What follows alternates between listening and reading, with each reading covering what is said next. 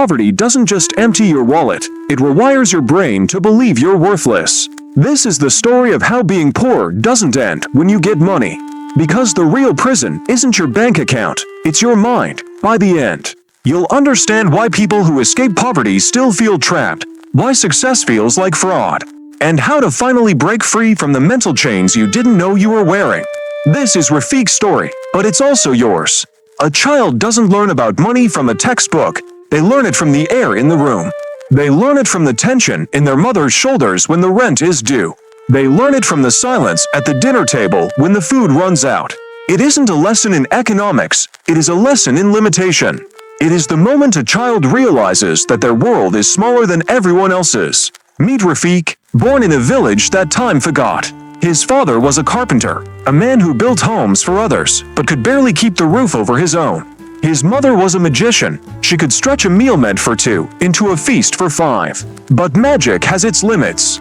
And hunger is a stubborn reality. Rafiq was a dreamer. He would lie on the dirt floor and watch planes cut through the sky. He once asked his father, "Why can't we just leave? Why can't we go where the planes go?"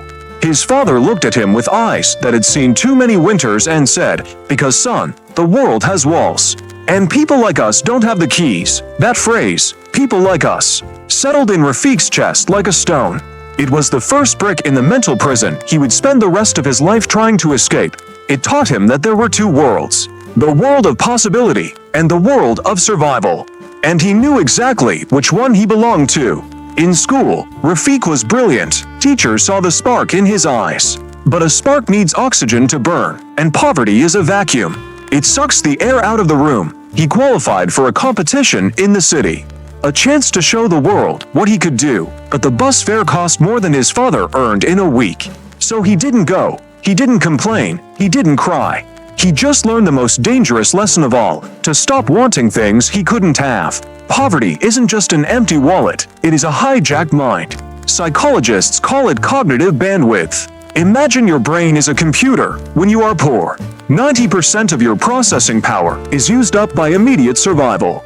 How will I pay the rent? How will I fix the leak? How will I get to work if the bus breaks down? You don't have the luxury of long-term planning. You don't have the space to dream. You are trapped in the tyranny of the now. This is why poor people often make bad decisions. Not because they are stupid, but because they are exhausted. Their brains are running a marathon every single day just to stay in the same place. When you are constantly in fight or flight mode, your biology changes, your cortisol levels spike, your impulse control weakens, your ability to focus dissolves. You become hypervigilant, scanning for threats, waiting for the next disaster. Peace feels suspicious. Calm feels like the eye of the storm. You learn to brace for impact even when the sky is clear. This is the inheritance no one talks about. We talk about inheriting money or property, but we forget about inheriting anxiety, inheriting scarcity, inheriting the belief that the world is a hostile place. Rafiq didn't just inherit his father's debts. He inherited his father's fear. He learned that hope is dangerous, because hope leads to disappointment, and disappointment costs energy he didn't have. So he lowered his gaze. He stopped looking at the sky. He started looking at the ground, watching his step, making sure he didn't trip. Because when you are poor, a single mistake can cost you everything. A broken leg, a missed shift, a lost wallet. These are inconveniences for the rich, but catastrophes for the poor. The most insidious part of poverty is what it does to your identity. It convinces you that you are the problem.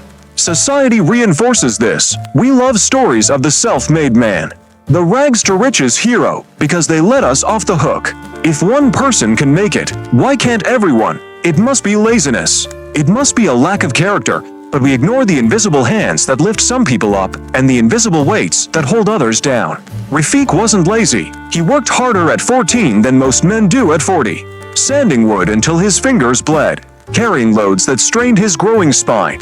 But hard work in a broken system is like running on a treadmill. You sweat, you tire, but you don't move, and slowly, the external reality becomes an internal truth. The scarcity outside becomes scarcity inside. You start to believe that there isn't enough. Not enough money, not enough love, not enough luck, not enough you. You hoard what you have. You refuse to share. You view others as competition, not community.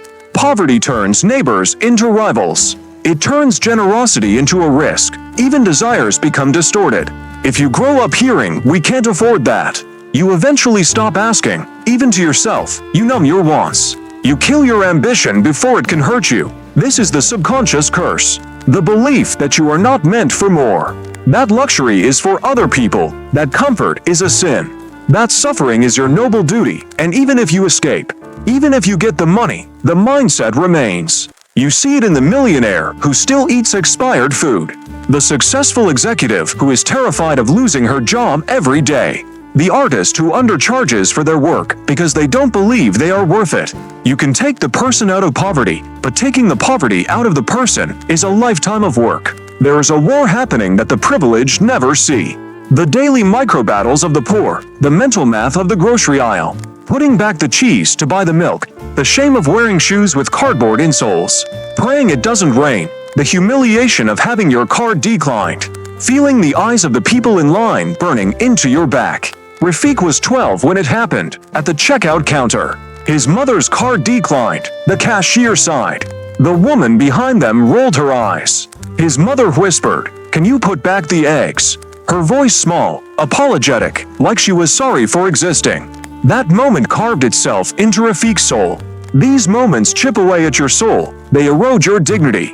They teach you to shrink, to take up less space, to apologize for existing. Rafiq learned to be invisible. He learned that if he didn't draw attention to himself, he couldn't be mocked. He became a ghost in his own life, watching others live while he merely survived. And this learned helplessness follows you into adulthood. It affects how you negotiate a salary, how you ask for a promotion, how you date. You settle for less because you believe less is all you deserve. You tolerate bad treatment because you've been trained to endure. You don't set boundaries because you can't afford to lose the connection. This is the poverty trauma bond. You stay in bad jobs, bad relationships, bad situations because the unknown is terrifying. At least the misery you know is familiar. At least you know how to survive it. Success feels foreign. Happiness feels like a trap. You wait for the other shoe to drop, and if it doesn't, you drop it yourself just to relieve the tension. People think the exit door is money. If I just get rich, everything will be fixed. But money is a band-aid on a bullet hole.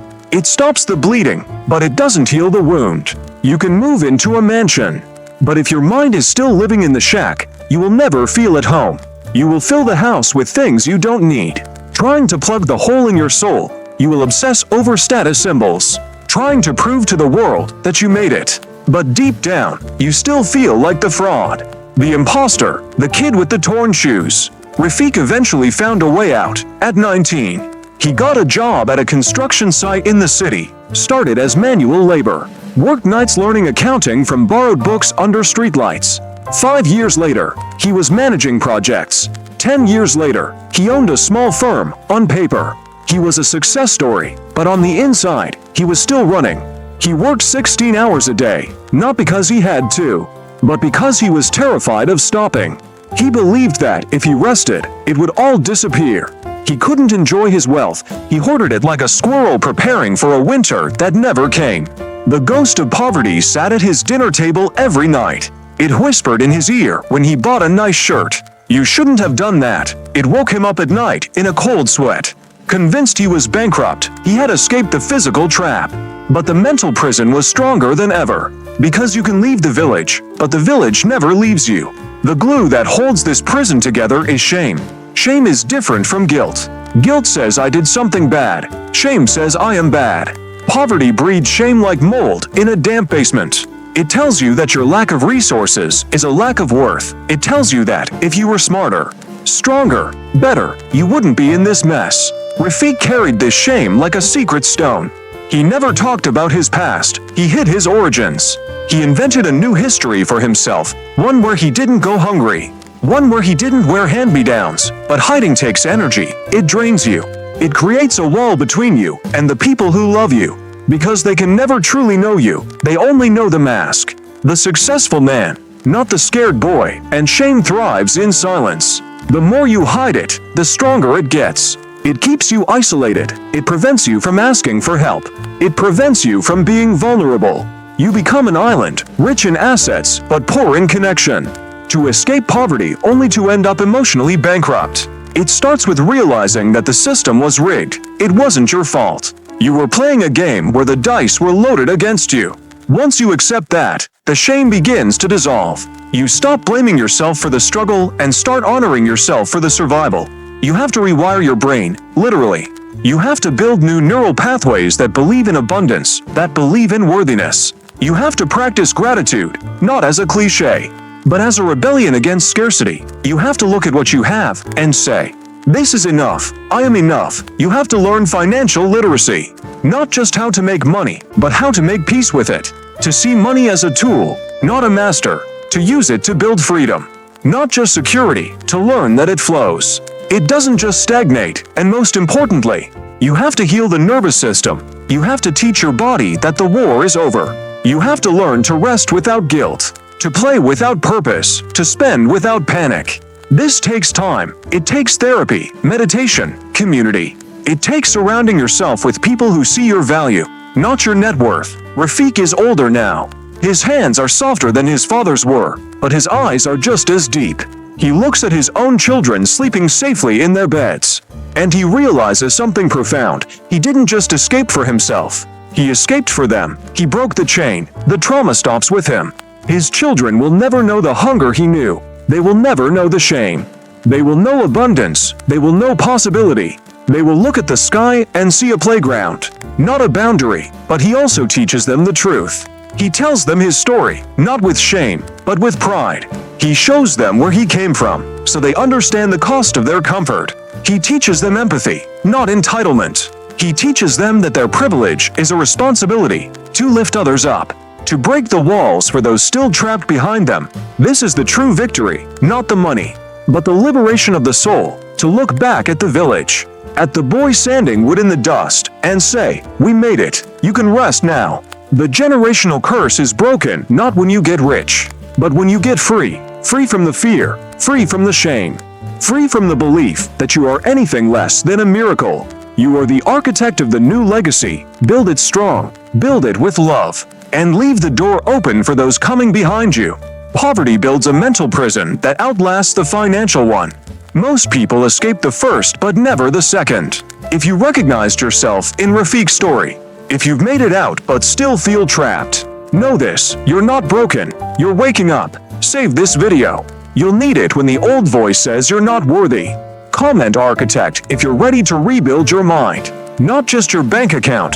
Share this with someone still carrying the shame.